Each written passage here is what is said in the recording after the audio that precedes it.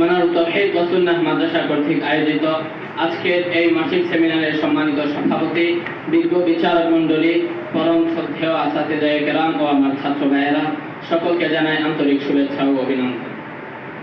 প্রিয় উপস্থিতি, আজকে আমার আলোচ্য বিষয় ইলমে নিমগ্নতা ও কিছু গুরুত্বপূর্ণ বিষয়।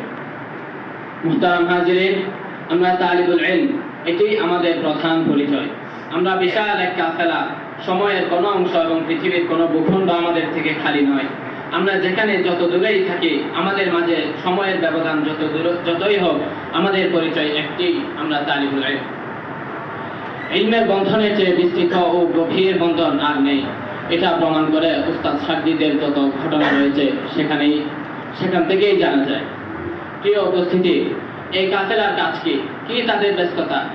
তার উত্তর একটি, তারা তালেবে ইলম, তাদের ব্যস্ততা হলো তলবে ইলম।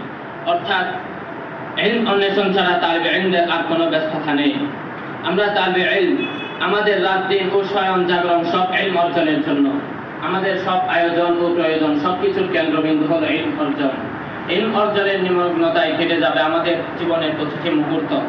চোখে ইলমের নূর, হৃদয় ও আত্মায় আছে তলবের জজবা। প্রিয় উপস্থিতি, তালিবে ইলমের কিছু ক্ষতিকর বিষয় থেকে বেঁচে থাকতে হবে। তালিবে ইলমের জন্য উদাসীনতার জিন্দেগি খুবই ক্ষতিকর। তাই নিজেকে আত্মসচেতন বানানোর চেষ্টা করুন। আমাদের প্রাথমিক জামাতগুলোই যোগ্যতা তৈরির মূল ভিত্তি। এসব বিশিকি থেকে নিয়ে হেদায়েতুন নাহু পর্যন্ত এই জামাতগুলোই হলো ইস্তেদাদ তৈরির মূল ভিত্তি।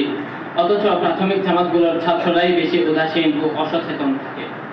কিন্তু কয়েক বছর পর যখন বুঝে আসে, তখন আর কোনো যোগ্যতা তৈরির সুযোগ হয় না, তখন আফসোস ছাড়াই আর কিছু থাকে না।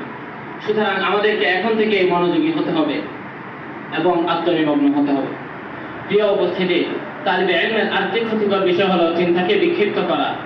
আমাদের মূল বিষয়ের প্রতি মনোযোগকে স্থির করতে হবে। তবে একথা সত্য যে আমাদের অনেক যোগ্যতা থাকা দরকার। পৃথিবীতে চলতে হলে অনেক যোগ্যতা লাগবে, কিন্তু সব যোগ্যতাই যে এখন অর্জন করতে হবে এমন তো নয়। আগে মৌলিক যোগ্যতা অর্জন করতে হবে এবং পাশাপাশি উস্তাদদের চিন্তা চেতনা, আচার আখলাক এবং উত্তম আদর্শকে গ্রহণ করতে হবে। তারপরে অন্যান্য যোগ্যতাগুলো হাসিল হবে। লেখক হওয়া, সাধারণ জ্ঞান অর্জন করা, দেশ বিদেশের খোঁজ খবর রাখা, সময়ের চালচিত্র বুঝতে পারা, রাজনৈতিক অভিজ্ঞতা ও নেতৃত্বের দক্ষতা অর্জন এবং বিভিন্ন ভাষায় পারদর্শী হওয়া, এই জাতীয় আরো অনেক বিষয় রয়েছে যেগুলো মৌলিক যোগ্যতা অর্জনের পর সামান্য সময় ব্যয় করেই সব যোগ্যতা অর্জন করা যায়। তাই আমাদেরকে সর্বপ্রথম এই ইলম অর্জনে আত্মনিমগ্ন করতে হবে। আল্লাহ তাআলা আমাদেরকে আমল করার তৌফিক দান করুন। ওয়া আখিরু দাওয়ানা আলহামদুলিল্লাহি রাব্বিল আলামিন।